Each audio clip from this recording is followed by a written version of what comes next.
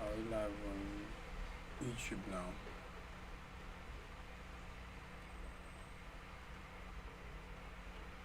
Yeah, we are. Twitch is not working.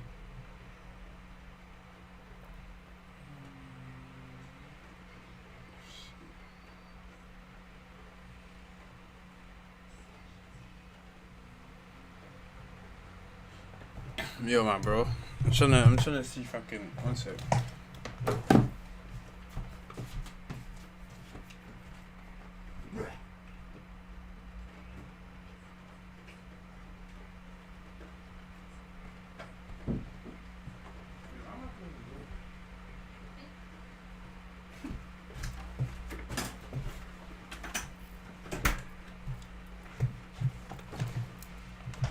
Shit. Twitch is not on. I think we're live on YouTube. We're live on. Wait, what?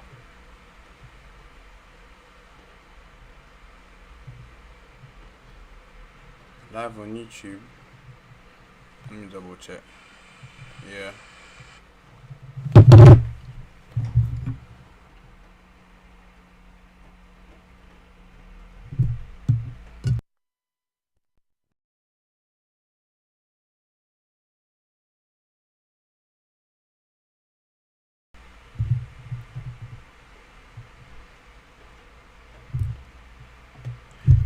Broski. This is a bit mad. Hold on. Portrait. Caesar light.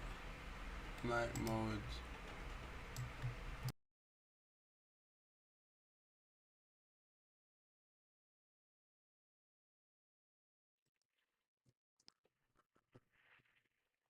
One, two. Yo. Alright, cool. Uh, Fucking hell, mate. Why isn't Twitch? Why isn't Twitch working? Hold on. This is what I mean about this setting up these multi lives. Twitch.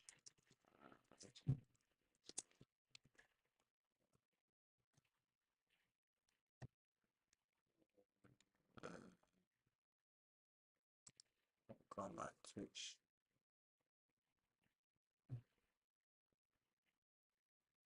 Wait, is this a stream key?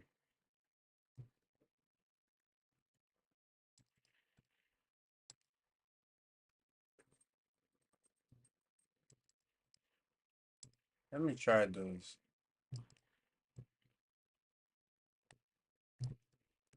Let me try this stream key instead.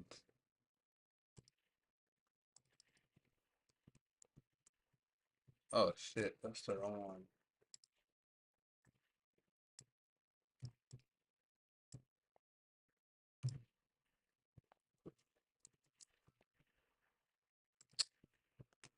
That's annoying.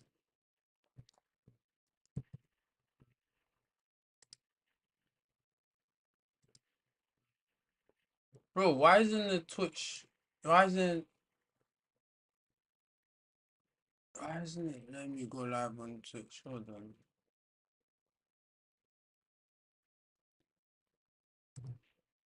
What's going on?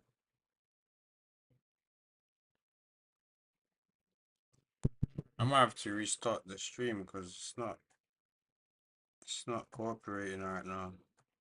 I have to restart this whole shit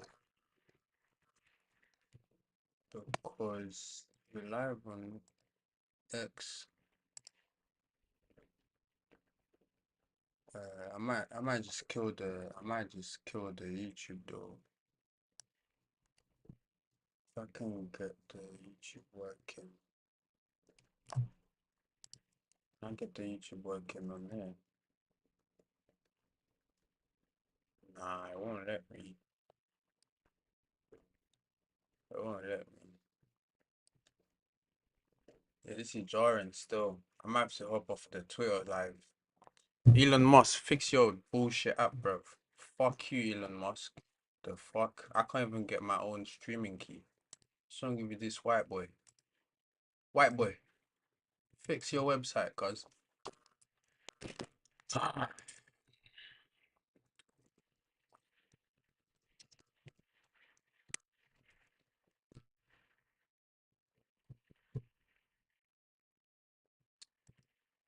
It's gonna piss me off.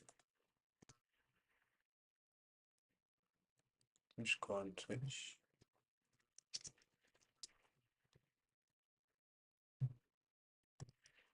Bro, I will Twitch.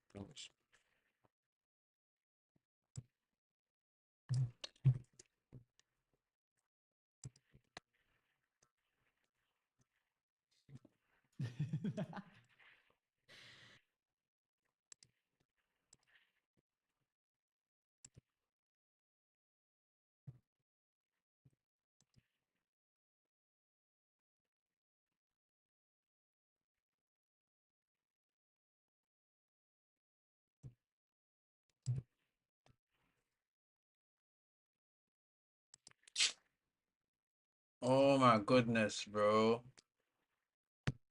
Just log me in, fam. I don't have enough for your bullshit. Which one of the ideas that they've said are the ones that I'm reacting to. So they're all putting ideas and I'm going, oh, that's a great idea. But they don't know which one it is. Is that me? Was that me he was talking to? Here, dashboard.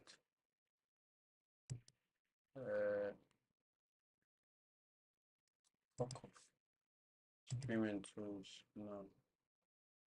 Settings. Stream. Copy. What is that? It's primary stream key. Identify this. Okay.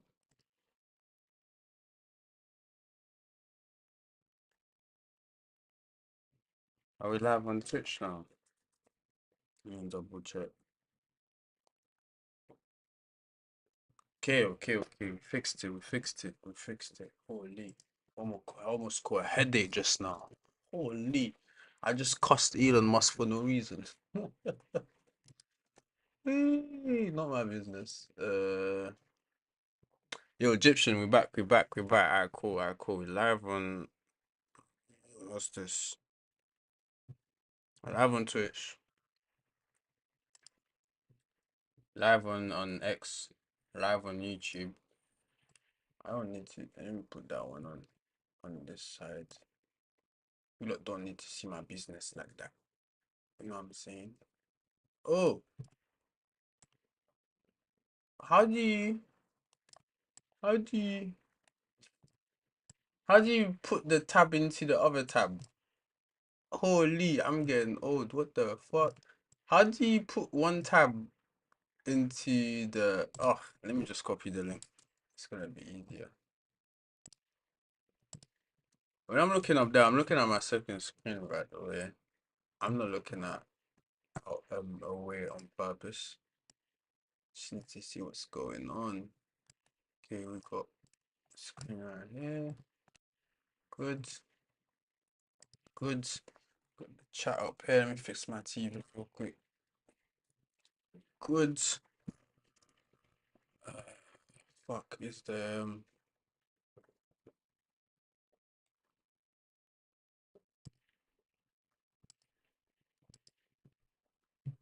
is the fucking is the sound working?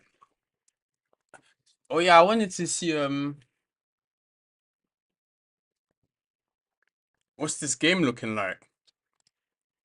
We might play it today if it's good. Can't hear anything. Take breaks with our cool-off function. Oh. And set your own deposit limits. Features to help. Alright, so guys, welcome back, finally, to the official release of Senua's Saga Hellblade 2. It feels like we've been waiting for a really long time for this game to officially release, ever since it's Oh my days. One more thing, guys. One more thing. I forgot to change the title. Ugh. Let me change the title real quick, because it's the wrong title. I hate when it does this. Like, it keeps the title from the previous stream until like I edit it. I don't know why it does this. Why I can't change the title for all of them at the same time. It's always like some shit. Hold on. I don't know why it does this. Why I can't. Holy, my bad. Edit this shit. Change title. Save. Oh no, hold on. It's not made for kids. Save. Cool. Cool. Alright, we changed the title on. Can I change the title on X as well? Not Xbox. This shit took me straight to Xbox. That's how you know I'm a proper nerd, fam. That's how you know I'm a proper nerd, bruv. I typed in X, it took me to Xbox instead of taking me to Twitter. Holy. Sweet one. No comment. Why is that popping out on my Twitter? This app is devious. Hold on. I haven't lost my train of thought. Hold on.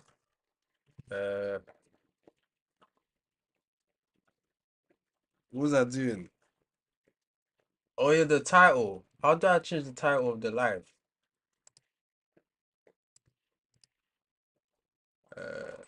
How do I see my account? Let me see my. Ugh, I hate X on fucking. What do you call it? On desktop. Oh, there you go.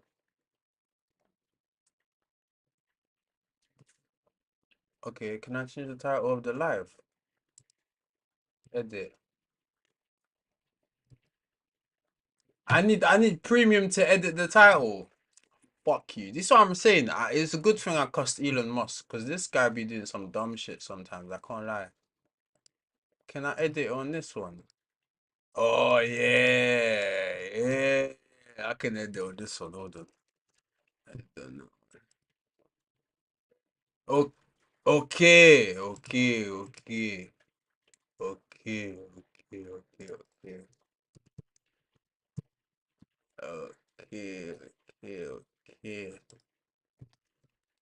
We're all set. Trailer or whatnot, but I'm kind of glad it's finally here. Today we're going to be able to dive into the full game. Okay, we set. Please be warned, there might be spoilers to the story, so if you guys do want to avoid spoilers, just keep that in mind. We're going to be going through the full game most likely, or maybe break it into 2 parts. I'm not sure yet. You guys should know by the title of the video. Hey, I don't want no spoilers, bruv. Just show me how it looks.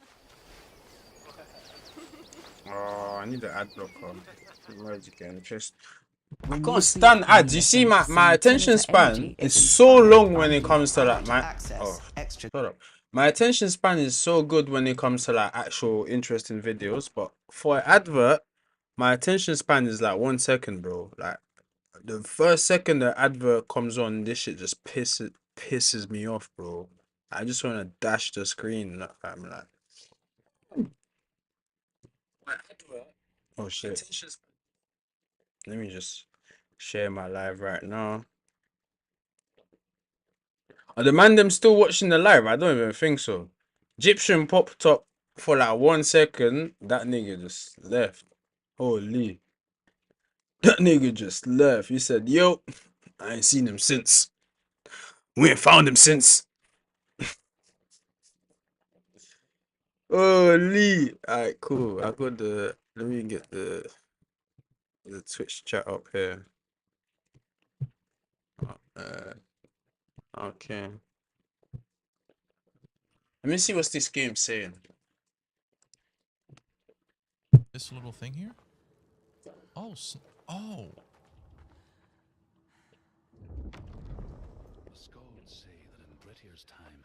Hellblade 2, what are we saying? Should we play this later?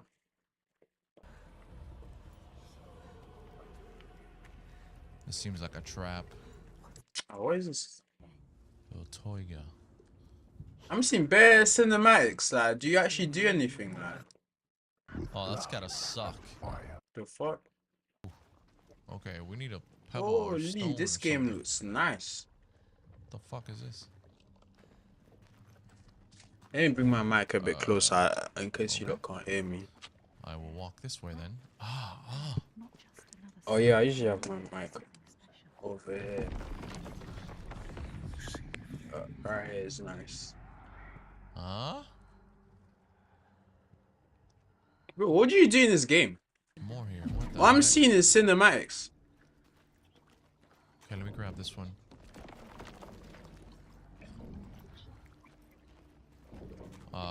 Okay. Okay, this is a terrible video. I need like a something that's gonna tell me what the game is fucking about. Like, what the fuck? This guy's just playing away. Oh, actually, before I do that, if I go to the end, like, does it get any Damn, better? he doesn't have legs on him and he's still pretty damn fast. But I just got this is 4 hours, 5 Come on, hours long. Get up, bro. Alright. Oh no. Fuck. Bro, what is this game about? Oh, this is really cool, man. Is it like hurry, Prince of Persia and like This is super cool. what'd you call that game? Fucking Are we gonna make it? Are we gonna make it? Are we gonna make it? We're gonna make it. what'd you call that game that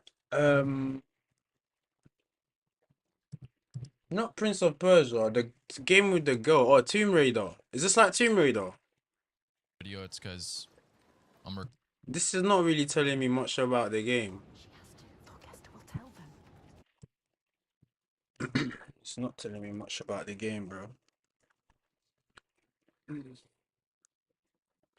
Hellblade 2 is a 2024 action-adventure game developed by Ninja Theory. Excuse me, I keep burping. Fucking hell. And published by Xbox Game Studios. The game serves as the sequel to Hellblade, Senua's Sacrifice, and is set in 9th century Iceland, drawing inspiration from Norse mythology and culture. It's a single player, action, puzzle, fighting. Okay, that's a bit more descriptive.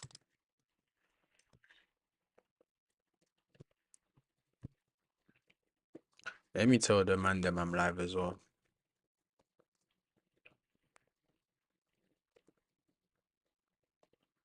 By the way, we meant to watch this Joe Rogan podcast. I haven't finished watching it. I already started, innit? I don't know if you guys want me to watch the full thing or if you want me to watch clips. Like, don't know. I don't mind watching the full thing, to be honest. Like, that is not something I mind doing. Hold on, I'll go ahead to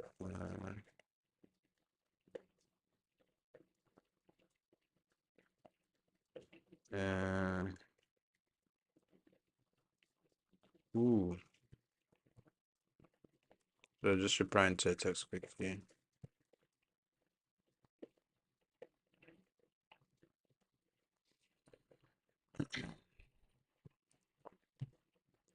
Bro, I wish my boy was still in there, fam.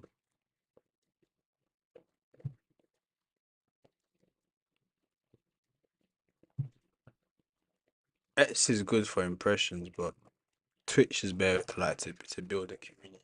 And YouTube, there's just trolls on YouTube. There's just mad trolls, fam.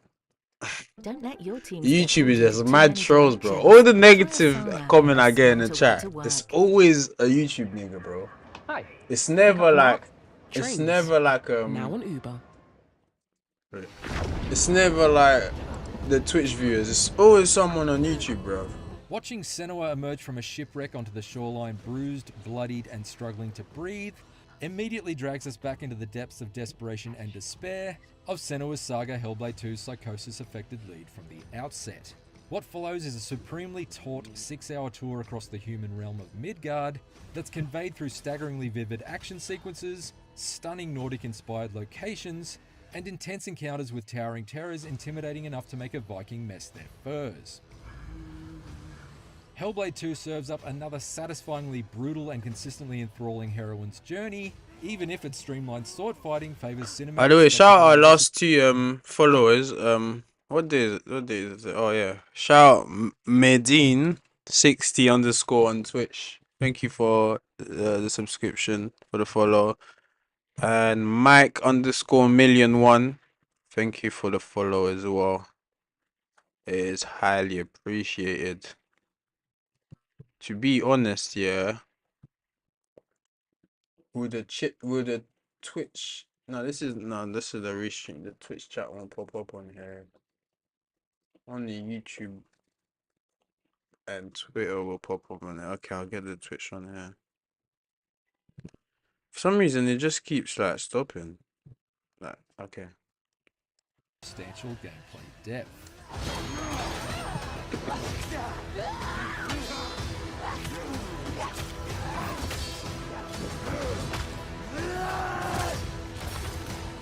Although it's been some 7 years since Hellblade Senua's sacrifice, the events of Hellblade 2 take place shortly after the original's vengeful highway to Helheim, with Hell's Bell now feeling empowered by her psychosis rather than encumbered with it.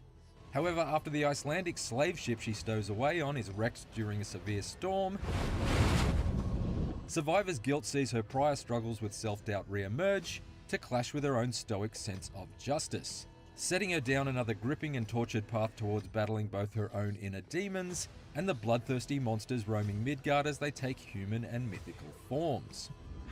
Why did you come back? Senua is joined along the way by a handful of human companions, including a shackled slave master who begrudgingly accompanies her on her path, and a settler she saved from a sacrificial altar. What? What is your name? Senua.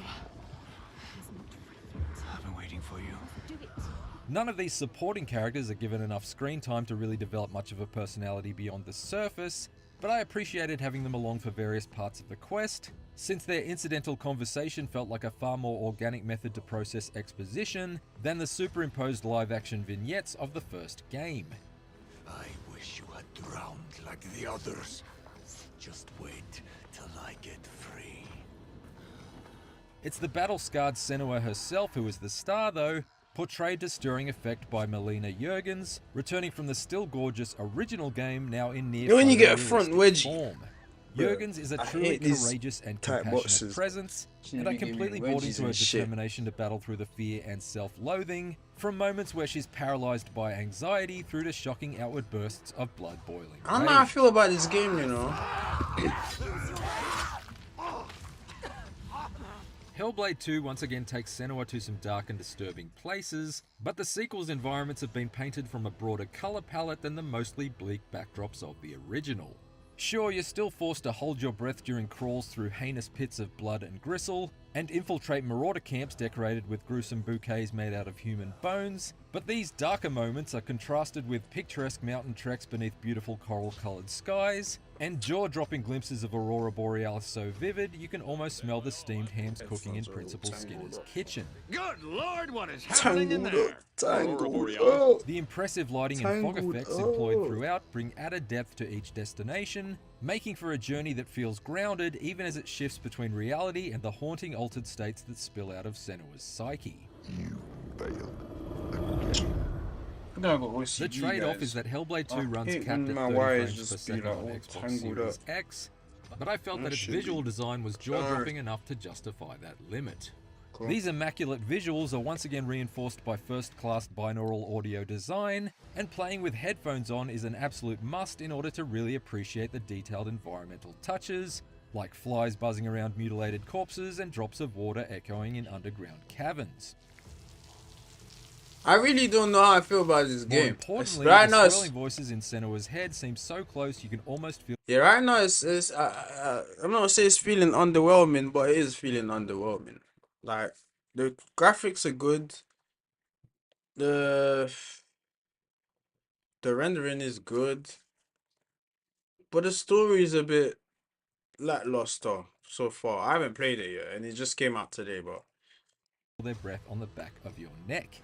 You need to climb again. She will fall if she does. This time around, not only do these disembodied backseat drivers serve as the bickering angel and devil on Senua's shoulders, casting confusion over every decision she makes. Why didn't you stop it so soon? Too weak. But they also cleverly sow suspicion about the supporting characters around her. You have to keep your eyes on me.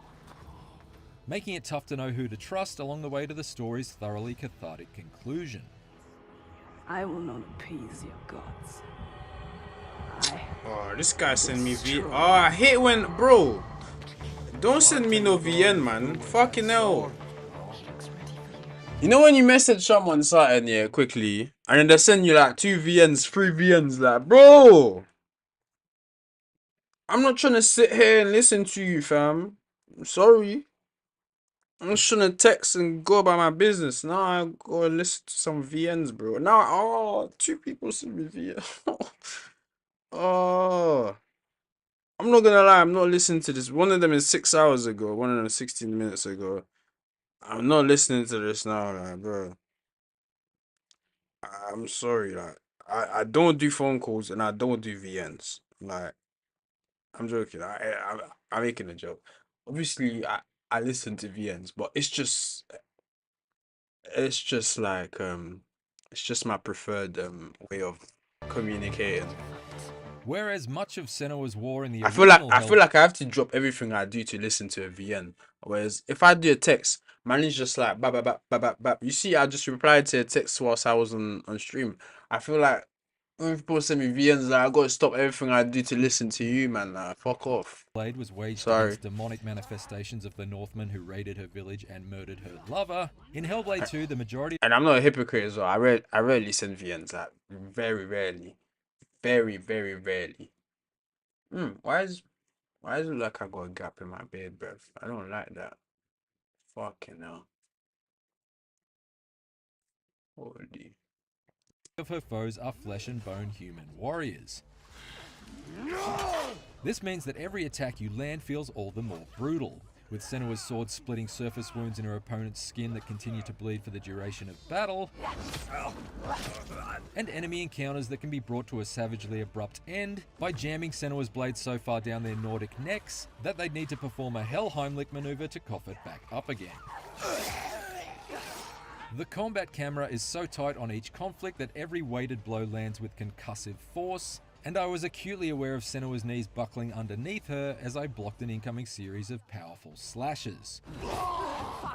Dodging feels far more physical too, lurching you out of harm's way but leaving you open to a follow-up attack in the brief moment if you don't manage to time it just right. Timing is also now more key to performing successful parries relative to the original, and the window in which to do so has been shortened to the point where I wasn't able to just calmly deflect each and every enemy assault with Jedi-like consistency anymore. That made each fight feel a little less of a foregone conclusion. The fight scene are looking quite good, so. While I remained consistently engaged in each ferocious and remarkably fluid fight to the death, I do wish the team at Ninja Theory had done a little more to build upon the fairly modest combat template established in the original Hellblade with what they've served up here. Admittedly, Hellblade 2's swift 6-hour runtime leaves little room to cram in a skill tree to flesh out or additional attack combos to unlock, but it does feel a touch familiar to play through another campaign as they move. If anything, Hellblade 2's fighting feels even further streamlined than the original, where Senua also has a guard-breaking melee attack. That's been dropped entirely with nothing to replace it. Meanwhile, her slow motion focus ability, which was unlocked midway through the first game, is made available in this sequel virtually from the outset, with no further attack altering abilities to be found for the remainder of the story. Hellblade 2's combat encounters are consistent. This game is decent, but it's a pretty dark game. I'm not someone, not that I'm scared, not that I'm a pussy, but I don't really do dark games like that. Because I find it underwhelming. Everything is just black on my screen, bro. Like, I'm just looking at the screen like, oh, where am I going? Wait, where's the way? I'm just better looking around like, oh shit, I saw I've been here before. Shit, yeah. Dark games is not my forte. I don't know. Maybe I should just turn up the brightness when I play dark games. It just makes me want to fall asleep, bro. I'm just like, bro, what is this? Anyhow, yeah, my man said I remember being in my mother's room. I was like, that is nuts, fam. That is completely nuts. And that was like the first 5 minutes of the podcast.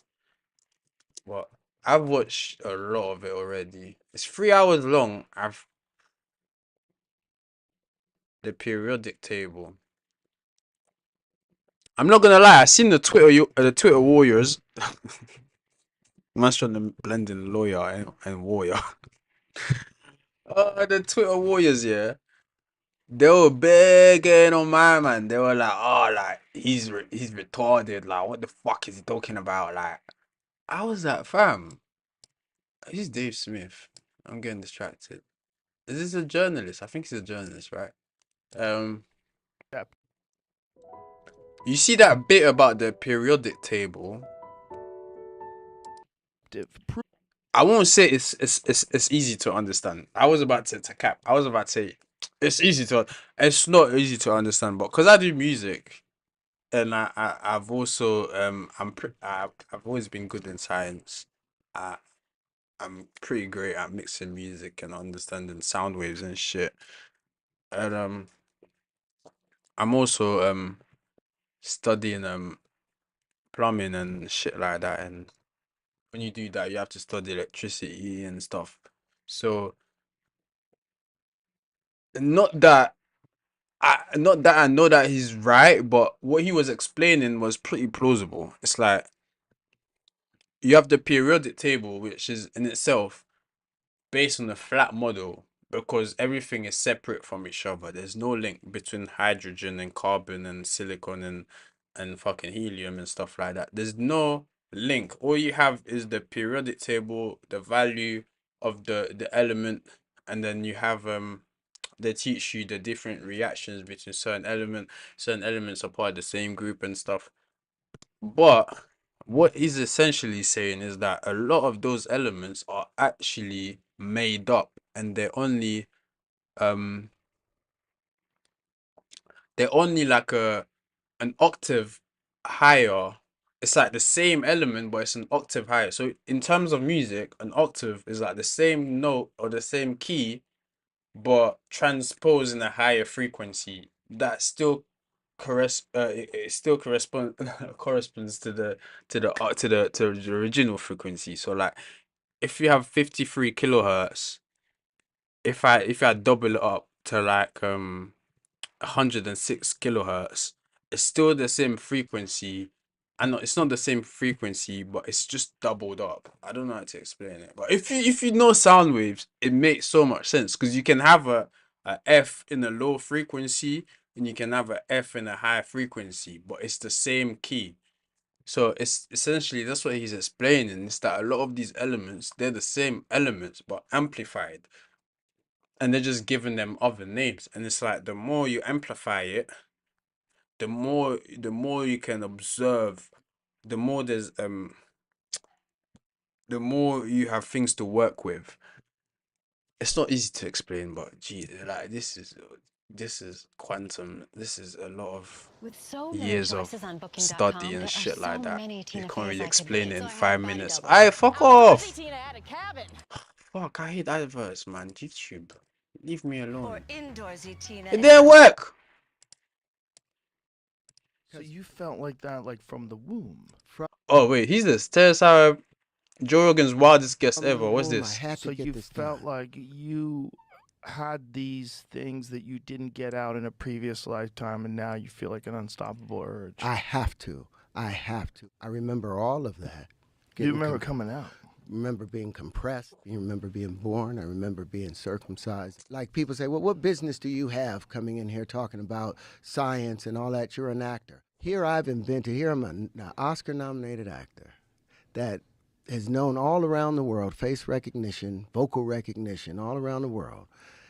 I've invented a new form of flight, tangential flight, the ability to fly around your own center of mass. So most of us know Terrence Howard as a Hollywood I therefore missed that part. actor. You may remember him from such movies as Crash, Hustle and Flow and Iron Man, as well as the TV series Empire. But one thing you might not know about him is that Terrence claims to have studied chemical engineering and applied materials, even claiming to have completed a PhD in chemical engineering from South Carolina State University. Except here's the problem. That university doesn't offer degrees in chemical engineering, and Pratt Institute, where he said he obtained his undergraduate degrees, shut its engineering program down in 1993. So there's no actual record of Terrence having attended university at all. But that's only the beginning. To say that controversy follows this guy around. Can I be devil's advocate? The other side's advocate. This guy is clearly a celebrity. Successful celebrity. He has access. Who is to tell us that he didn't take a nighttime school with a teacher? Like a nighttime course where it's like, it's not actually on papers, but it's like, bro, this brother is like, everyone knows him. It's like, boss me, like, I know a couple of shit about physics. I'll come link you. But anyway, I'm not expecting this guy called Podcast Cringe to teach me anything about life anyway. Like, I don't even know who this guy is. Would be an understatement. He doesn't even show his face. You know, one thing about YouTube, yeah, is you need to take everything with a grain of salt. Something is great content and it's good for entertainment, like videos like this. But I can't trust someone I can't even see their face. Niggas talking over images of people. Like, bro, get a life. You see me, I'm spitting my opinion, but you can see man's face, bro. Like, I'm not a cartoon, I'm not a little you. You know what I'm saying? I'm not hiding behind the. Because as you saw in the intro, he was the latest guest on the Joe Rogan Experience, and no, you're not mistaken, he opened the podcast by describing his memories from being in his mother's womb, which he's able to re-enter to tackle advanced math, physics, and chemistry. Now, if you think I'm joking, just you wait, because we're going to go through this step by step, so stick around. This was a wild one, and just to give you an idea of what we're dealing with here, these are some of the top comments from YouTube. Terrence Howard is Cat Williams' final form. That was funny. When Cat Williams finishes reading his 3,000 books, he turns into Terrence Howard. If Cat Williams interviewed Terrence Howard, they would just stare at each other and nod. 3-hour podcast. That is not the original comment. That's therefore a white person that stole that, because I saw the original comment. It was if Cat Williams interviewed Terrence Howard, they would just stare at each other and say, "Yes, my nigga." That was that was the original comment. It was like they were just looking at it like, "Yes, my nigga. Yeah, my nigga. Yeah, my nigga. Yeah, my nigga." And obviously, Williams interviewed Terrence Howard, they would just stare at each other and nod. 3-hour podcast, 9 seconds in, I woke up inside my mother's womb. This is what non-JRE listeners think every episode is. This is the longest let him cook of all time. So yeah, like I said, this was a wild one, but let's go through some of his scientific theories before we get to all the controversial bits about his criminal history. Is this guy a scientist, by the way? Because if he's about to trying to discredit what my man says and he has no scientific or knowledge, it's like, bro, you just...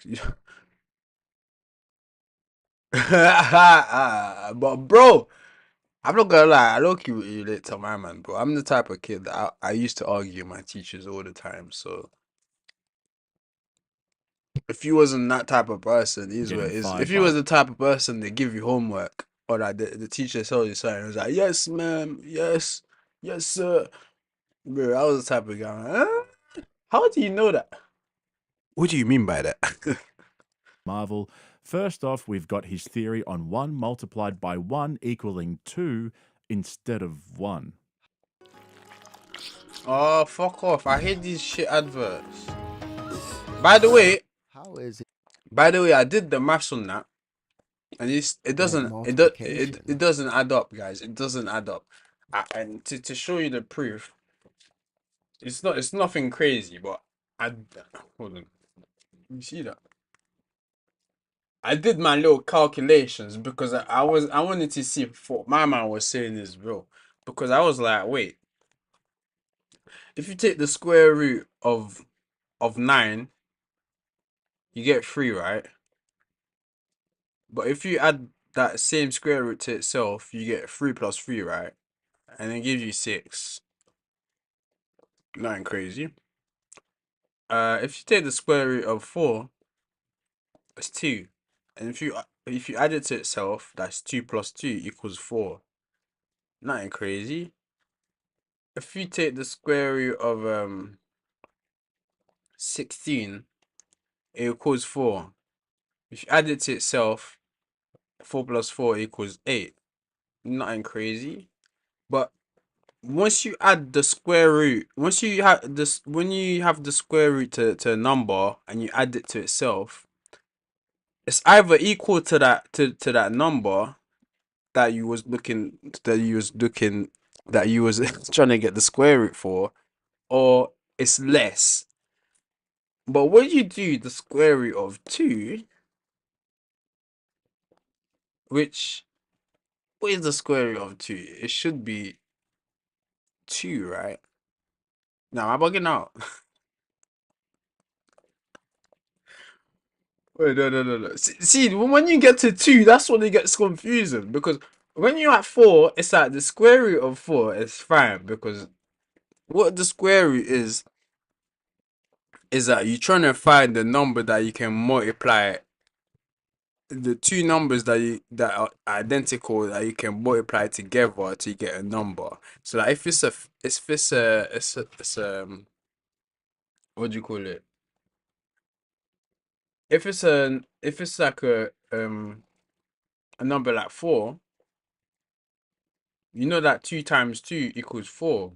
So that's why the square root of 4 is 2, because the square root is always that number times by itself will give you the number that you was trying to get the square root for. But when you get the square root of 2, I don't know if I sounds retarded right now, but it doesn't make sense why the square root of 2 would be 2, because 2 times 2 equals 4. So that's not possible, right? The square root of if you get 2, that means that you was looking for the square root of 4, because the square root of 4 is 2. So if you get the square root of 2, you go one number down, and it should be 1, right? It should be 1, right? The square root of 2 should be 1, right? But once you add 1 times 1 in maths, it gives you 1. Do you get what the confusion? I don't get it. And your maths teacher probably say, "Oh, it's an anomaly. That's just how we managed to get around it." But if maths is really accurate, why the fuck would we get 1 times 1 equals 1 whilst it's still the square root of 2? So therefore, 1 times 1 should equal 2. I agree, because I know it sounds far-fetched, but if you do something once and then you do another thing once, you haven't done it just once. You did once twice. So you did, I ate once at 5, and I ate once at 9. I ate once at 5 p.m. I ate once at 9 p.m. I didn't just eat. If I times those one together, I didn't just eat once. I ate twice, because it's two separate. I don't know. To me, it doesn't make sense why the square root of 2 would be 1, whilst 1 times 1 don't equal 2. If it means to make more and increase in number, how is 1 times 1 equaling 1 part of the multiplication table? Now, I understand that if you're seeing it one time, but the moment that you had that add the times in there, that multiplicative indicator, that means there's more than 1. You know, that equal sign is supposed to show that there's a balance between these two numbers over here and a balance on this one over here. What happened to the other one in this equation? It didn't equate. And then I took the square root of that number. I took the square root of 2, because all this started in 3rd grade. I was arguing with my teacher because we're talking about the square root of 100. Okay, so if you're wondering what in the actual fuck he's talking about, let me explain. 3 multiplied by itself gives 9, and 3 plus 3 is 6. Apparently, that makes sense because 3 squared is a higher number than 3 plus 3. But then we have 2 squared equaling 4 and 2 plus 2 equaling 4. They're the same, and Terrence doesn't like that because one is a multiplication and the other is addition. He thinks multiplication should be bigger. And then there's the real problem. 1 squared is 1, but 1 plus 1 is 2. He can't have that, because how can a multiplication be lower than the addition of a number with itself? Man said he can't have that. It's not that he can't have it. It's that it's not logical. What the fuck is wrong with this YouTuber? Podcast cringe, yeah? You're like the cringiest person on earth. Like, you're literally cooking him because you're retarded. Like, I'm not saying he's right, but try to understand his argument from a critical thinking point of view, where you actually assess what he's presenting to the table. Because I'm not, we're not mathematics teachers or professors or whatever. So none of us really know what it is, and even the math teachers, I don't fucking know. God knows.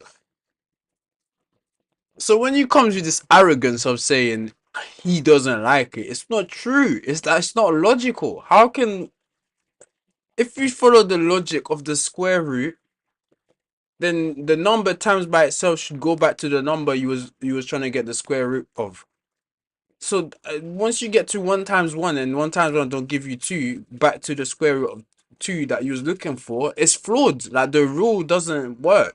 And people will say that's the exception to the rule. Fucking no. Like, it doesn't make sense. So because 1 plus 1 is 2, which is higher than 1 squared, which is 1, therefore 1 squared must be 2, and that's his proof. To me, that's not he a problem. He simply believes that when you're using the same numbers, the multiplied result should inherently always be greater than the result of the addition. But just keep that one in your back pocket for now, because I want to move on to his reordering of the periodic table. Terrence has... It wasn't his reordering of the periodic table. He got inspired by someone that actually done it before him, right? I can't watch this video. This is just bullshit, bro. The ordering of the elements on the table fails to realize the true relationship between the... Okay, I'm not gonna watch this because I'm pretty sure this guy making this video didn't watch the full podcast, because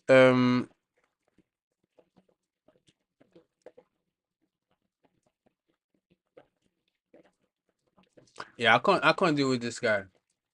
I can't deal with this guy, bro, because I don't think he watched the full podcast, because he definitely did not reorder the periodic table himself.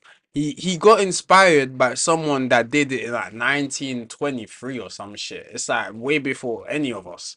And he got killed for it. They burnt him alive because he thought that it was somehow different. Elements. You don't burn people alive just because you disagree with them. Like, if you start from that point of view, so you agree with people that burn people alive. That's the people that believe the periodic table can never be wrong. Someone, King Broly the DE, said people just get mad at what they can't understand. For sure, for sure. That's facts. People just get mad at things they can't understand instead of actually trying to understand it. Not just deceptive, but deceptive in the way... Anyway, let's reload it. Let's scrap that thing. And so now the cancers are building up. The spike proteins weren't shedding from the body. They collected... You know which one was confusing to me? Is the one with the bubbles and the universes and the flower of life part, when he takes the space between the circles and make a 3D shape out of it. That's the one that I was like, whoa, my head is about to explode, my nigga. Like, what the fuck? It's like this is explaining the curvatures of our universe, because essentially all the scientists would believe that there's straight lines in the universe, in nature, but it's rarely observed that you see like a straight line in the natural world. Like, even the horizon, maybe. Actually, the horizon might be a straight line. That's a straight line, but that's just a perception. It's not really, that's what you see because your eyes see it like that. But once you get closer, you see that the sea is not straight. You see that there's waves, there's wind and stuff like that. But from far, your eyes give you the perception that it's just a straight line. So he was explaining with the flower of life, he was basically trying to explain how everything is curved and in motion. And I kind of understood that point, but the rest I just lost. I just got lost. I think I might have to watch this like 5 times. Where was he explaining the periodic table? That was 14 minutes in. He was explaining the periodic table. Holy. They collected in the lymph nodes. They collected in the bone marrow. So now we have all of these diseases that's showing themselves because the body is overwhelmed trying to deal with the spike protein that's attaching its... By the way, I think he's talking about the the jab thingy. To the ACE2 and the endothelial. I didn't want to say the word because our you know what I'm talking about, that fake disease that came about.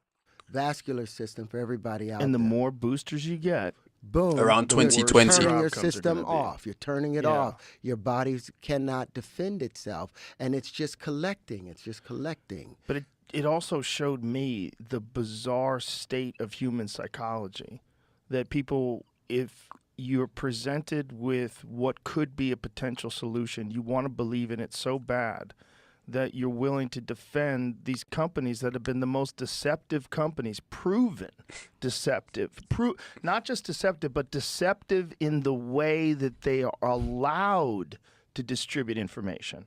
They're allowed to not be transparent about their study. Let's just say something simple. Big Pharma and all these companies selling drugs legally are not liable for their own products. So you can't take them to court over their what do you call it? If something goes wrong with their drug, you can't take them to court. That's what it is. You can't take them to criminal court. You can go to a special court where they pay what do you call it? They pay compensations to people that was injured by their products. So like if you got a disease from like I don't know, like a pill you was taking from your doctor and you got a side effect, I don't know, like you got like a kidney failure or some shit, you might be able to get compensation through the what is it? It's the public court. But it's what do you call that court? It's not like criminal court, but you can't take Big Pharma to criminal court. They're not liable. They have a deal with the government for that. Like, do you know how mad that is? So they can never fail, bro. They can sell you shite and they'll never get blamed for it. They can literally put human shite in the pill, you swallow it, you get sick, and the government won't say that that it was their fault. That's how crazy that is. They could have multiple studies that show a negative cause or a negative effect, and they don't have to release those studies. Why? Because they're bought and sold. But I think it's an agenda to it. You think so? I think it's an agenda attached to it because they restricted any natural thing like ivermectin. Iver means like it caused ivermectin.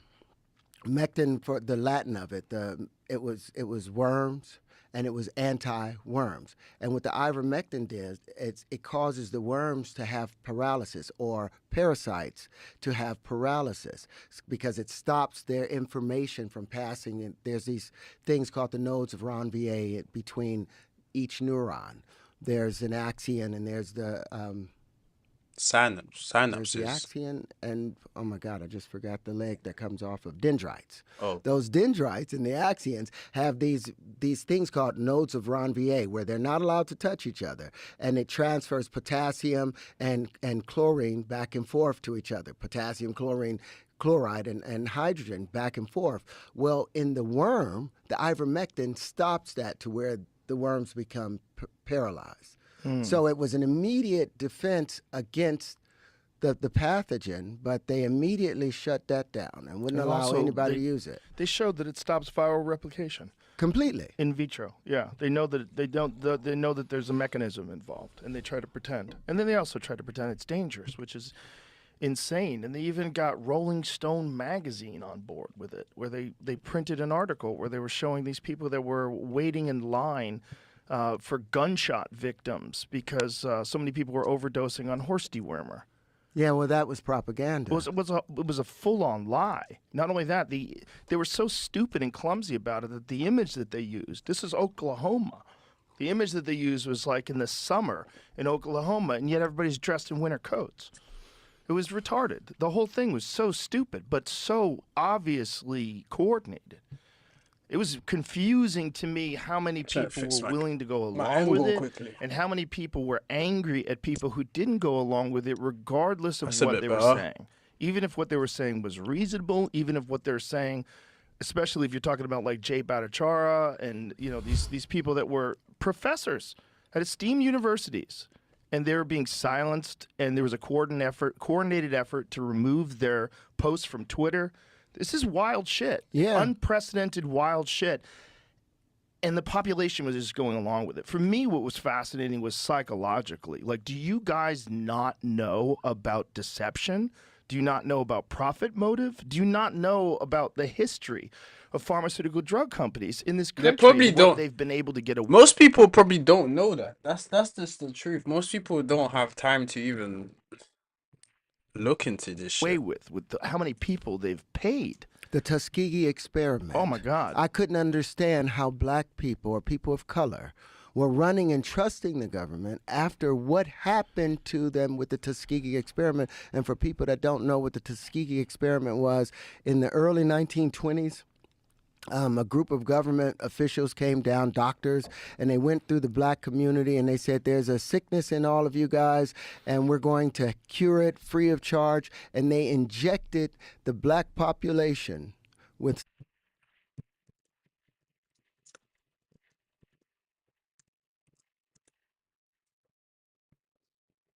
This Tuskegee syphilis study. Holy. What the fuck? The Tuskegee, 1930, the US PHS working with the Tuskegee Institute began a study to record the natural history of syphilis. It was originally called the Tuskegee Study of Untreated Syphilis in a Negro Male. Why is it us? You see these white people, yeah? This is why we don't trust you to this day. Now referred to as the USPHS Untreated Syphilis Study at Tuskegee. Yeah, they took out the Negro male out of it. The study initially involved 600 black males, 399 with syphilis, 201 who did not have the disease. Participants' informed consent was not collected. Holy, no consent. Okay.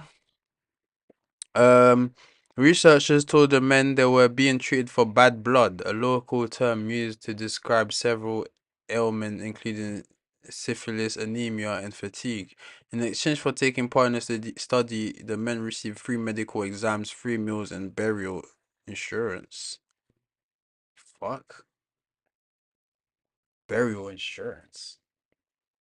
So what if I die, you're gonna help me get buried, but you're the one helping me die? Okay.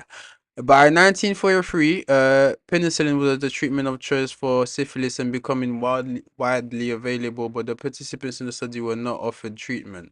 In 1972, an Associated Press about the study was published. As a result, the Assistant Secretary for Health and Scientific Affairs appointed an ad hoc advisory panel to review the study. The advisory panel concluded that the study was ethically unjustified. That is, the results were disproportionately meager compared with known risk to human subjects involved. In October 1972, the panel advised stopping the study. A month later, the Assistant Secretary for Health and Scientific Affairs announced the end of the study. In March 1973, the panel also advised the Secretary of the Department of Health, Education and Welfare, blah blah blah, to instruct the USPHS to provide all necessary medical care for the survivors wholly of the study.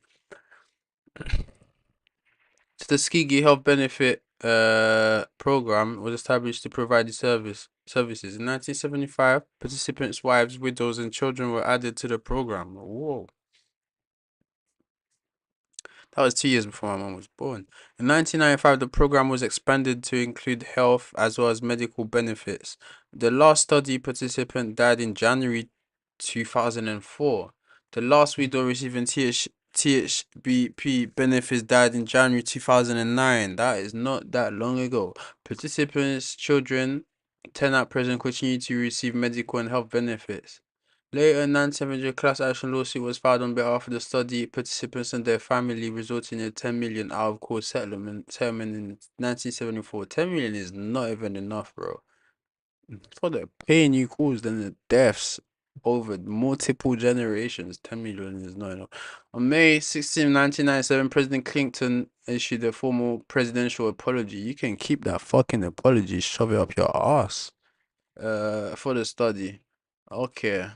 Well, they didn't give much um details into what happened to the patients, but all we know is that it was ethically unjustified. So they had no business doing this bullshit in the first place. And they were what? What were they? Fucking doctors with fucking degrees and fucking so-called knowledge. That's what they were. That's what they were. So when certain doctors started looking at me and said, yo, you might have to take this because X and Y and Z. I was like, wait, what? Since when? Is this compulsory? No? Okay, I'll take my time. Nah, you take it first. No, me. Nah, you take it first. Nah, you take it first. And then a few months later, they were like, "Wait, you might have to take another one." What did they call it? It's not a top up. It's like it's not a recall. It's like a booster. Yeah, you might have to get a booster. But I thought you only had to get one, and you was fine. So I was like, "You take it first." So the person took one, and then a few months later, they told them, "Oh, you have to take another one." And then me, I didn't even take the first one. I was like, "Wait, I thought it was just one. Now it's two. Okay, now, okay, let me just take some notes." Mm-mm. And then a few months later, it was a three, and then four. I was like, okay, I'm taking notes. Okay, okay. Then some people started uh having health issues, and I was like, where's that coming from? How could this be? How could this be? I could have never seen that one coming. And I was like, you know what? I ain't listening to these doctors. And what? Years later, they were like, oh, actually, nowadays you'll be like, if you look online and the news, they'll say, oh yeah, by the way, people got injured. It wasn't as effective as we thought it was.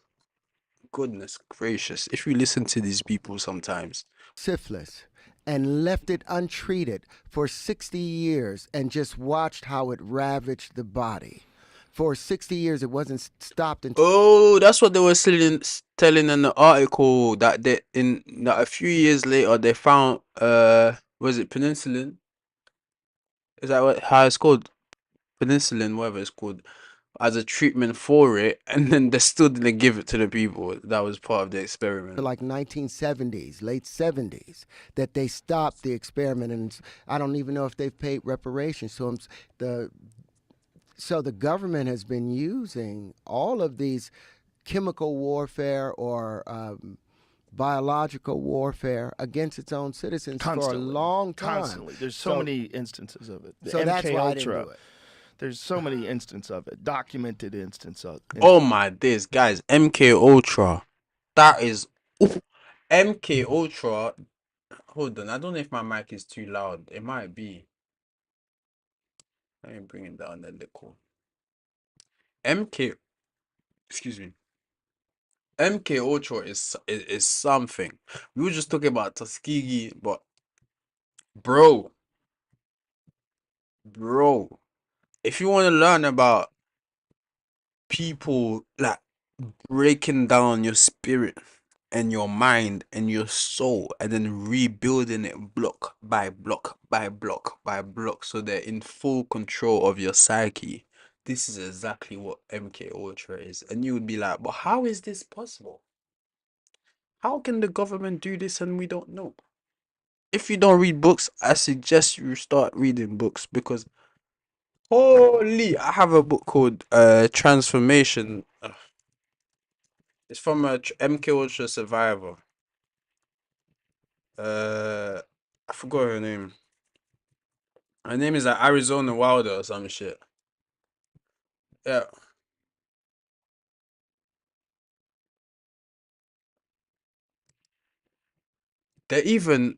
Bro, when this book came out, what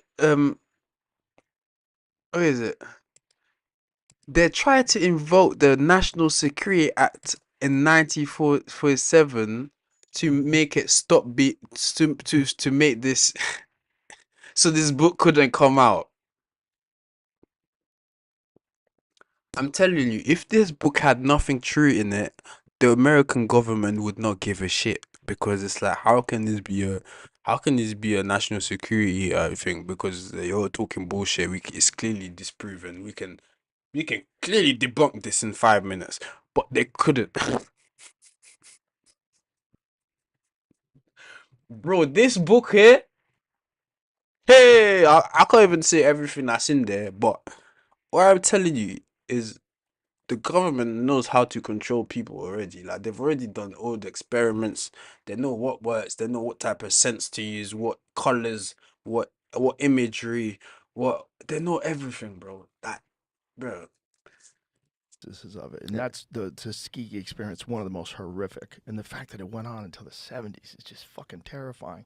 But this is just the nature of having that much secrecy and control and profit motive and being able to enforce power on people. And it's a thing that human beings have always done. Whenever human beings have gotten into a position where they're ruling over others, they are callous and evil, almost always, almost universally.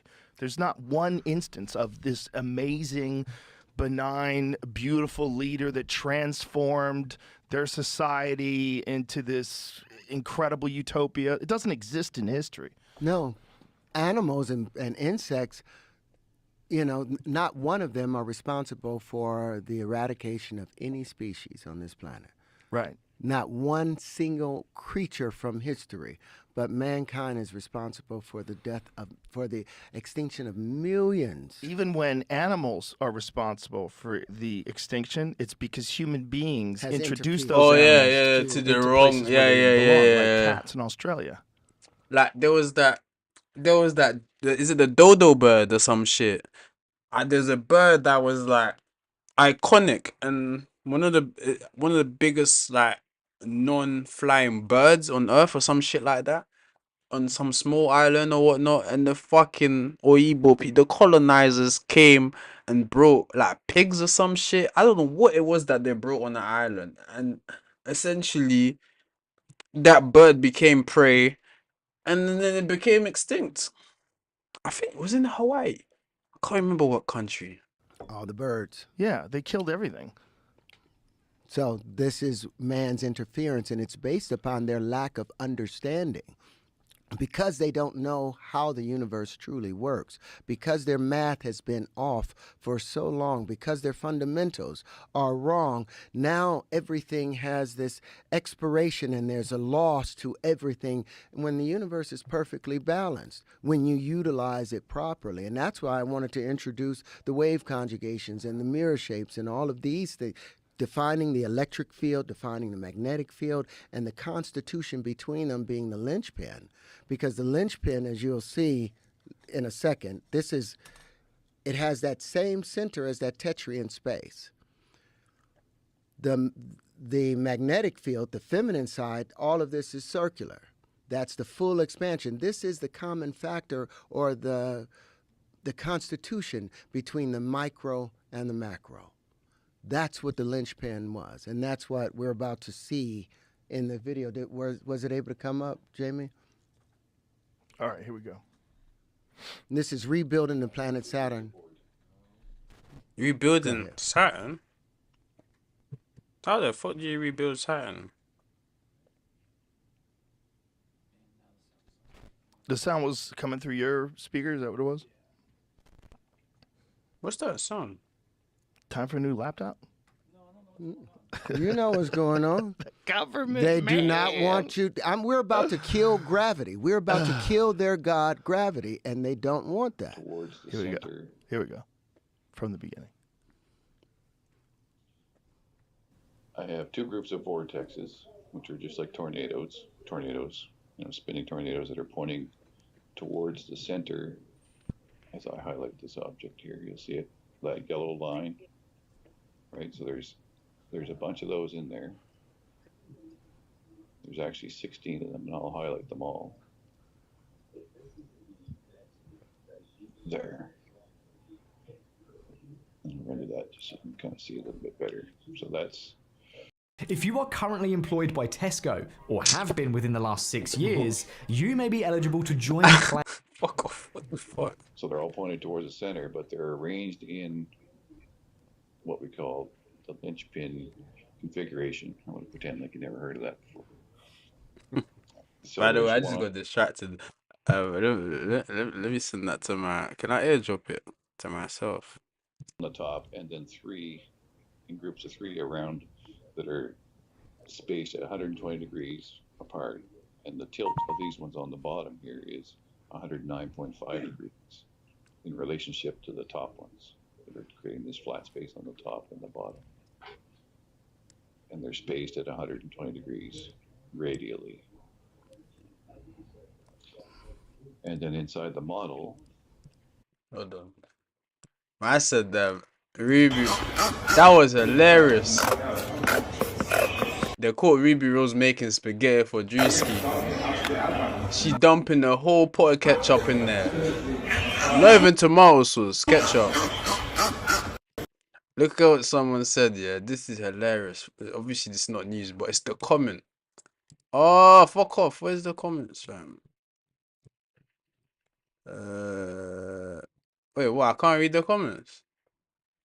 That's what I'm saying, bro. Elon Musk, pattern up, bro. I can't even read the comments because I'm not logged in, bro. Basically, someone must have said, hold on. It was like, these new gen women can't cook, but they can shit their nyash online. Sad times, bro. This is the point we've come to now. These women can't cook, but they can shit nyash online all day, bro. That's what they're good for. Not all of them, but the famous ones, the ones that we see on our TVs. Holy. Is three groups. Oh, and Jimmy, this Sweetie two as well. sounds This playing bitch can not simultaneously. cook. That's, While he's that's doing my it? wife talking. We're in the kitchen, and he's just explaining this over Skype. This is over Skype. I was confused. Go ahead. Up to 1,000 pounds, from 2.2 pounds to 1,000 pounds. Oh shit! What are we watching right now? That's my wife. Is three groups. Jamie, there's two sounds playing simultaneously. That's, while he's that's doing my it? wife talking. We're in the kitchen, and he's just explaining this over Skype. This is over Skype. I was confused. Go ahead. Up to 1,000 pounds, from 2.2 pounds to 1,000 pounds. And there's no gravity whatsoever in this model. There's no center attractor. So it's just vortexes and two magnetic fields, a north and a south polarity, and one harmonic resonance, which is emanating a vibration in the field in this region here where these vortexes are pointed. So it kind of just oscillates to give it a little bit of randomness in motion so that the particles will kind of interact and bounce. Guys, I'm lost. Help me. Waves and water. Help me. What's going on? Play, it does it all by itself using physics simulations. So there's no animations at all in this model. Oh, so there's just a model using. This is what pops using out. vortices and fucking. Holy fuck. Oh shit. Wow. And then when I look down at the top, it makes the actual hexagon that NASA has observed on the top of Saturn. Without any gravity. Wait, what? Hold on. I need to reload it. Harmonic resonance with two magnetic fields. He's got. So it's just vortexes and two magnetic fields, a north and a south. Hold on. Hey, pause it. He's got two vortexes. So what? He's got this one. Why is my top so loose at the top? That's my house. That's my house top. I'm not good. I haven't been out today. Big up Luffy as well. You guys, cause man. So yeah, it's like two. It's like a vortex. Two of them. So it's like one here, oscillating like that, and then you have one that's like a more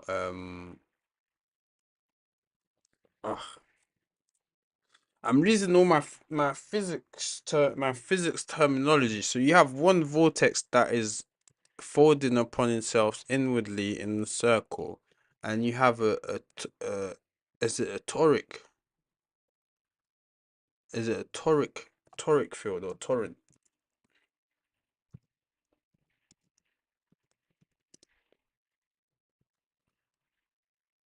Torus field. Oh, for fuck's sake, yeah. It's a torus field. Okay, yeah. I'm still sharp. I'm still sharp.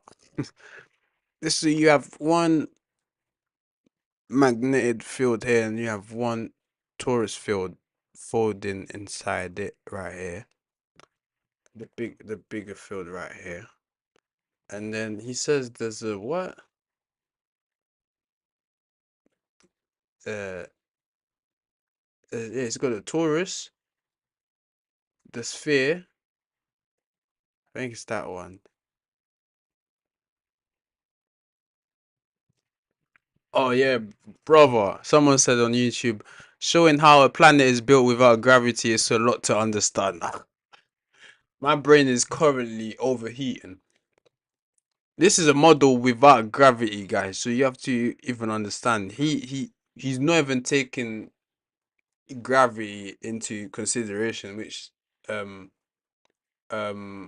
what most scientists would say that gravity is like one of the most important forces in the universe, and he's not even using it, and he's capable of replicating a planet. But I'm just trying to understand what everything that he's using. And two magnetic fields, a north and a south. Two magnetic fields. So you got one here and one here, I think. Said north and south. My brother Broly, he goes into it more. Okay, yeah, we'll play it. And then he's got harmonics. What is the harmonic? I'm not sure. Polarity. And one harmonic resonance, which is emanating a vibration in the field. So the harmonic resonances should be like within the field all around, I think. In this region here where these vortexes are pointed, so it kind of just oscillates to give it a little bit of randomness in motion so that the particles vibration in the field. Oh, right here. In this region here where these vortexes are pointed, so it kind of just oscillates to give it a little bit of randomness in motion so that the particles will kind of interact and bounce around like smoke or water, waves and water. And then when I hit play, it does it all by itself using physics simulations. So there's no animations at all in this model. And when I play it, this is what pops out.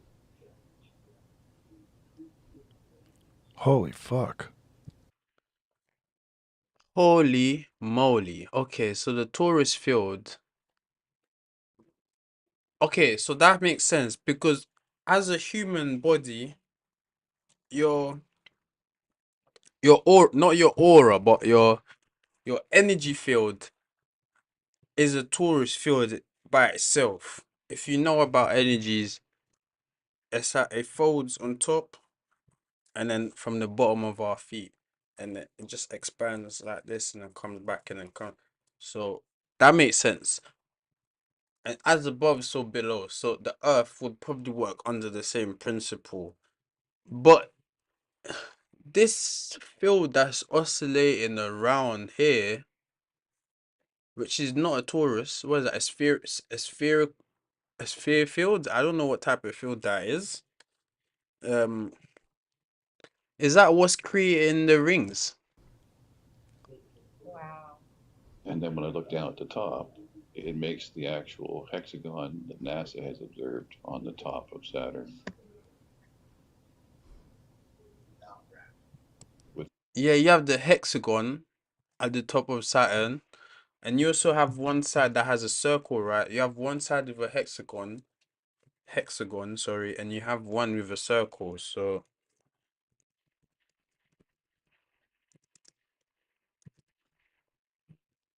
at the top of Saturn, you can see this.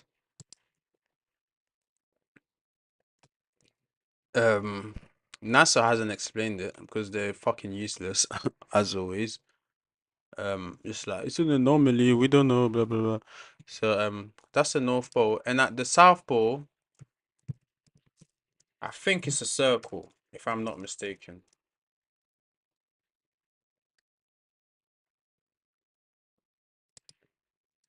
Yeah, so North Pole you have the hexagon, and South Pole you have some type of eye of a storm. It's like a circular storm,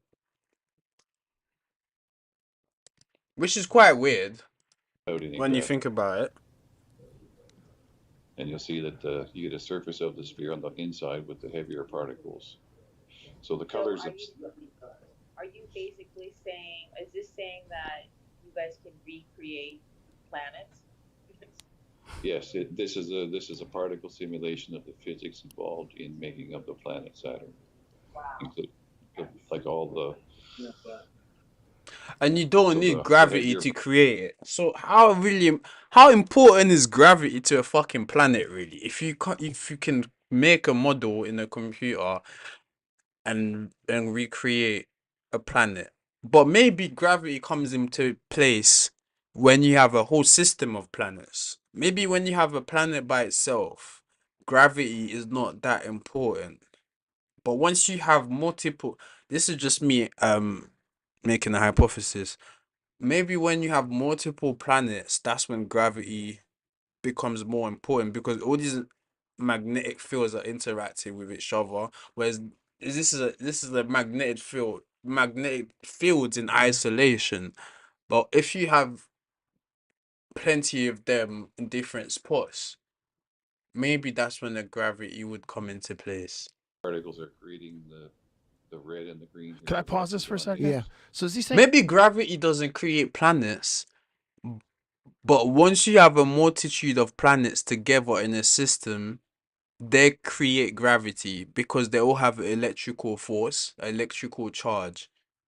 So maybe the planet the planets create their own gravity. So gravity isn't needed to create a planet, I think. I don't know, I'm just freestyling right here. that just by doing these calculations, it created the exact form of Saturn, including the rings? Just the exact form of it. Just with the So you calculations. change the angles of incidence that these linchpins, because remember, each one of these are opposing vortices. So there's 12 vortices to this that are opposing. So once the angles of incidence change, you change the motion and pressure conditions, you can now change the condition or the crystallization. So I was saying with the periodic table, now because we have the angles of incidence, material engineering can now separate the space between carbon and nitrogen or carbon and boron and have the same elements of titanium, vanadium, chromium, magnesium, and iron, or nickel, cobalt, nickel, copper, zinc, gallium, or germanium in those higher octaves. We can do that between silicon and phosphorus or silicon and aluminum. So the transparent aluminum now becomes possible because we can now control the pressure and change the pressure and motion conditions where we couldn't do that before because they were going by Cartesian space at 90 degrees and 45 degrees straight lines, the Euclidean space that they've made up, this orthogonal or church-like space that they've generated because they wanted to promote that cross. That was the basis of all of that. Now we open ourselves up. This is what happens when four bubbles meet. This is the negative space from when four bubbles are meeting. That's hydrogen. Oh shit. That's why when I went to Hold on. bubbles This are is what it is. Well, one bubble here, one bubble there, one bubble here, one bubble here. It's 1, 2, 3. Yes. So this is like a 3D model of the space between the circles in the flowers of life. Oh, Broly said, the hexagon looks like the hat symbol he was talking about. That's weird. The hexagon looks like the hat symbol he was talking about. Wait. The hexagon looks like the that. Wait, what symbol do you mean? like this one here. Wait, what shape are you talking about? The hexagon. Oh yeah. Do you mean this one? So that the hexagon at the top of Saturn kind of looks like the flower of life, and it's just a bunch of vortexes that are intertwined. But then you have the negative space. All the black, all this is like the negative space between the bubbles. Shit. It kind of does look like the top of Saturn right now. Holy, what does that mean? People always thought that represented a cube, but that's if we go with straight lines.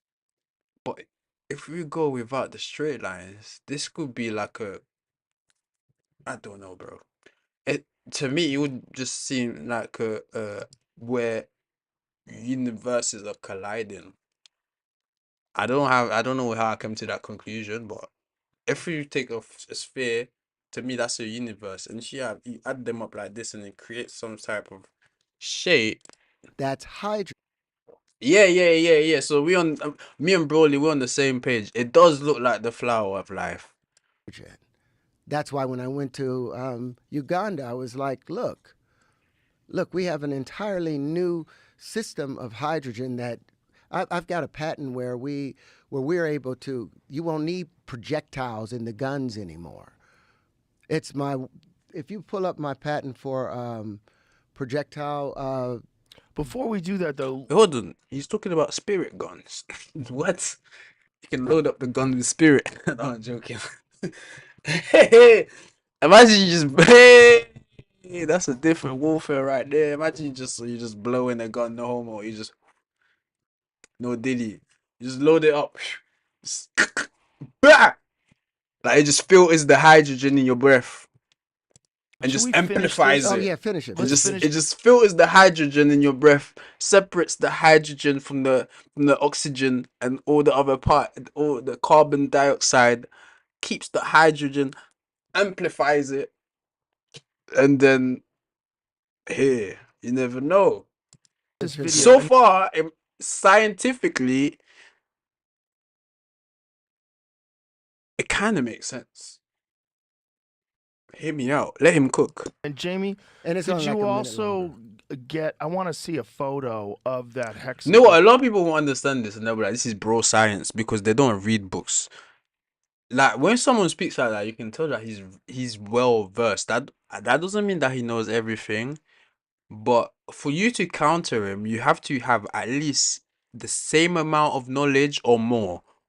Or really close to the amount of knowledge, because if you don't, it's like you're arguing things that you don't even comprehend. It's like on the top of the Saturn. Things that you couldn't even comprehend if you tried to. So let's play this. It's just another minute, I think. I feel like we could do an 80-hour podcast. dude, we haven't even got. We're just introducing linchpins. I know. Which is another super symmetrical system. I'm barely hanging on. Hold on. We're an hour and a half into the stream. I'm having a computer freak out again. Oh no! Yeah, it's every time I'm shrinking this video, it's just like it doesn't like to do this. The CIA is onto him, fam. I don't know what's going on. Is it the codec? I have no control over the computer. Alt tab does nothing. Escape does nothing. Yo. Spacebar does nothing. Maybe you dropped your computer. Maybe you dropped your computer, Jamie. But Jamie, you need a burner computer. No, that's funny because earlier my man also told Joe Rogan that his phone is tapped sometimes. Like it doesn't respond normally. Like he'll click on something, it won't work. And then Joe was like, "Have you tried buying a new phone?" He's like, "Yeah, I bought a new one, and in 2 days it'll do the same shit." And he was like, "Have you ever dropped your phone?" Now Jamie's laptop ain't working. What the fuck? They don't want their god killed. Gravity has been the thing they've been holding on to from the beginning, and it's just an effect of electricity. It's the draft left over by electricity. Is it working now, Jamie? It's just did like another like false reset. So let me get my stuff back together here. But we've seen that portion of it. So what I'm saying, yeah, right. I'm not gonna lie. If my boy Egyptian was watching this right now, he would be enjoying. He loves this type of fucking esoteric scientific talks, metaphysical, yeah, whatever you want to call it. This is not just regular science. This is kind of funny. If you haven't, has this ever happened to y'all before? No. Fascinating. Yeah, if you want to be paranoid. I mean, I'm not paranoid. I am. I'm a bit of a skeptic. I'm a realist.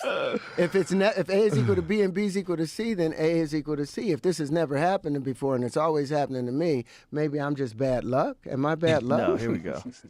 Okay. Without any graph. Oh, this guy is funny. Am I bad luck? Our stories are written in the places we. And you'll see that you get a surface of the sphere on the inside with the heavier particles. So the colors. Are you basically saying? Is this saying that you guys can recreate planets? Yes, this is a. This Kind of does look like the flower of life, bro. In making up the planet Saturn. Like all the. Yeah. So the heavier particles are creating the red and the green here, where the hexagon is. And those are the heavier ones creating the shell of the planet. And then the outside are lighter particles that are a fluid that's creating the counter rotation of the atmosphere of Saturn, like we observe scientifically. And the red ones in the middle here are where the magnetic field is strongly polarized at the north and south poles, which gives you aurora borealis. Now, I have a question. Now, does this mean that you would be able to control what kind of atmosphere the planet has as well? Like you can change that? Because you can create it, that means you can change. That's a good question. Could you use the same parameters to change the atmosphere, to introduce something that could lead to a change in atmosphere? We now have a system by which you can, it's the arrangement of linchpins and the axis on which they are spinning in relation to each other. And, or vibrating. By doing that, we can create the condition, any condition that we want. So you can have human life here, is what you're saying? We can recreate life. If you're able to change and alter these external fields and understand, like at least this would give us a method of studying it in such a way that we now understand that it's external pressures being applied from the outside in, not the standard model where you have internal fission reaction in a nuclear in a planet with magnetic fields from iron cores, etc. Right, that's all. So yeah, our conventional mainstream science will teach us that the Earth starts from its physical form. They will study what is observable. So they study the crust, the core, all the different layers, and they can deduct that this is the center, and this is that, and this is that. But essentially, what they're saying is the beginning is in things we can't see. It's the energetic fields and things like that, and all the influences of the fields that creates matter and the observable things that we can see that is solid, like Earth, your body. But essentially it comes from energy fields, which is always, well, as we are now, we can't see it with our naked eye. And that makes a lot of sense, because when you understand that scientific, all of us see like 1% or 4% of everything that's out there, and the 96% we can't see it. If someone is then trying to explain to you how the universe works, and he can't even see 96% of the universe, it's understandable how they would get it wrong, and they would think that the Earth has a core, and then it starts building up like this. But it would make more sense if it was metaphysics. That's all kind of ego based at the center. This is. Wait, by the way, is this the right word? Metaphysics. What does that mean? I need to double check. The branch of philosophy that deals with the first principles of things, including abstract concepts such as being, knowing, identity, time, and space. Yeah, exactly. It's metaphysics. It's not traditional physics. Pretty solid evidence that everything we're observing is from the outside coming in. So the entire universe is actually creating these planets from the outside in, from space itself, the pressures. You can stop it. Now, what, so. Go to that image. Like if you picture dropping a pebble into a pond or a pool, everything expands in these longitudinal waves, right? Perfect spheres, unless there's something else in there.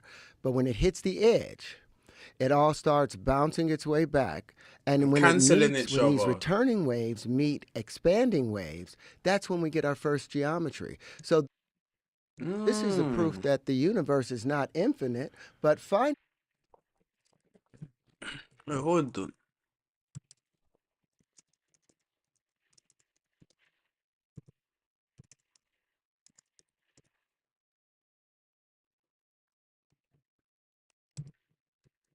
This is what he's talking about. This is the field. This is energy fields in space. Branching out and out and out. And as you can see, it's amplified. It goes wider and wider and wider. It expands.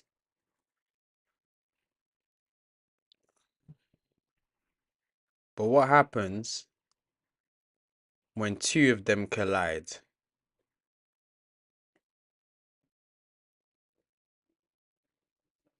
We're about to see.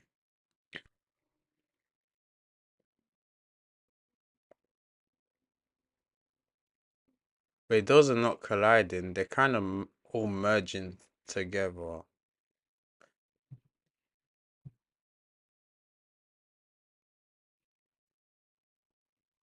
Oh yeah, but you can see how they're like.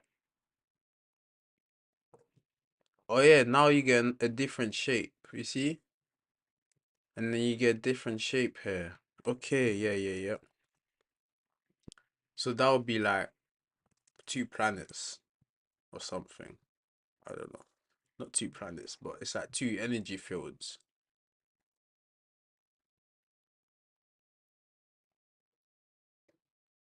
And it's creating different types of shapes.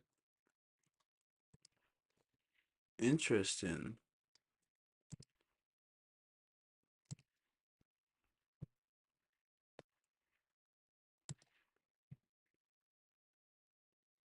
You see?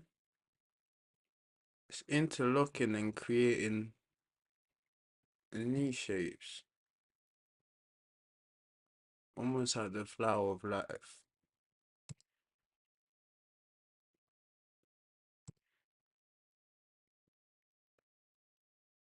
And this is like the fabric of universe, of the whole universe.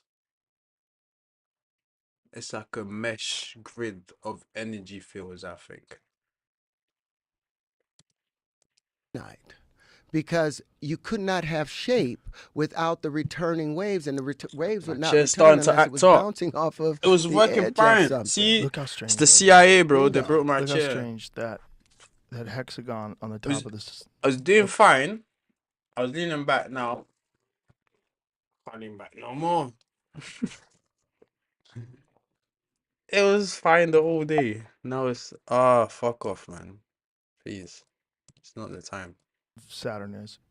Mm-hmm. Or yeah, that's Saturn, right? Yep, and then we don't even, and that is so crazy. He explains exactly how he built it, all the angles of incidence, all the pressure systems that he used. All of that is so it can be a repeated experiment. But they've ignored this. This is in the beginning of my book. You go to my book, that's the first page on there. Before you even open it up, I've got this, and we rebuilt the Milky Way galaxy the same way, and it predicts the star arrangement better than NASA does. And this is without dark matter. This is without dark energy. This is without the standard model. So is dark matter or dark energy, are they primarily theoretical? That's all theoretical. They've never witnessed it, and we couldn't prove that Michelson-Morley experiment that they did in 1887, which said that there was no effect because they tried to move a table around and change the angle of incidence for light to see if the light changed when you move the table. The experiment is like this. The mental experiment is like this.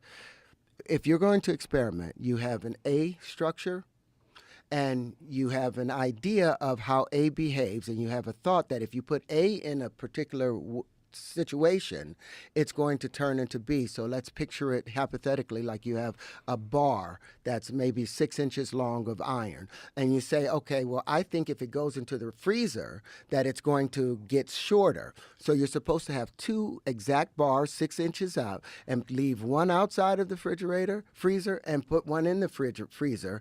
And then you compare them after you see it. So A over X is equal to B over to R times B, and put one in the freezer, and then you leave one outside of the freezer, and put one in the freezer, and then you compare them after you see it. So A over X is equal to B over to R times B over X. R is the result or the change between them.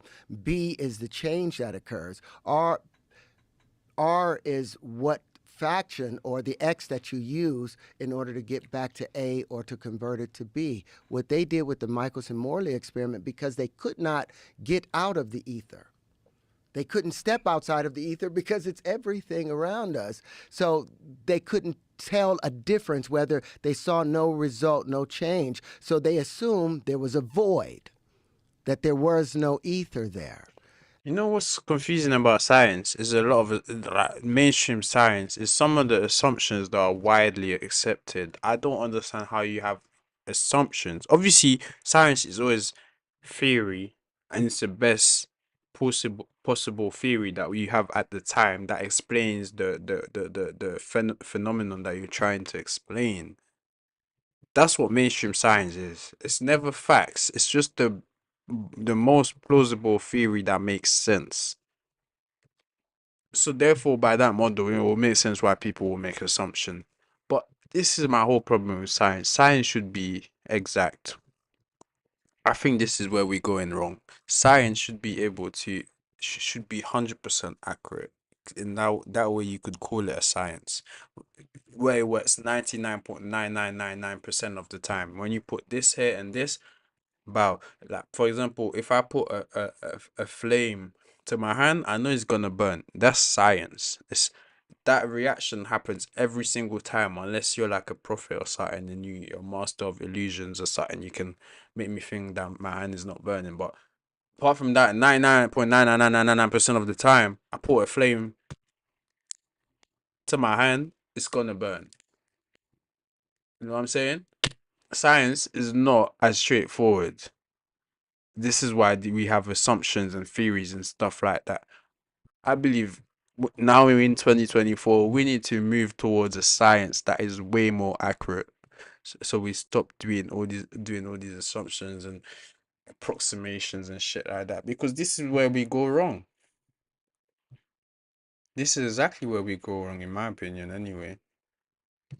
And that's when particle physics took off. Lorentz, a great physicist that everybody loved, entered a paper in 1904 where he was continually explaining the ether the same way that Maxwell, all of his theories came off of there being an ether, but he was still limited by Newtonian laws and the Coulomb force of opposites attracting when it's the positive. Stream unavailable? Holy, what's happening?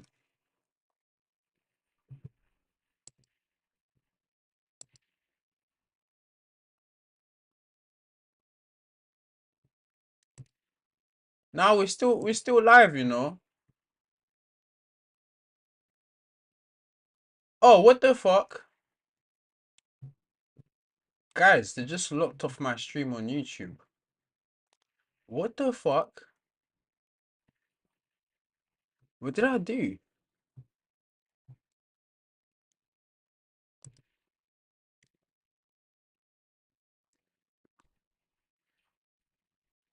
What did I do?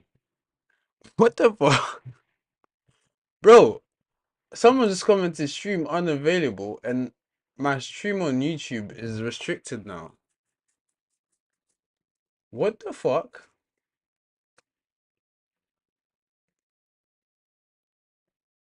Are you guys watching? Are they watching me right now? Are the ops watching? I think the ops are watching.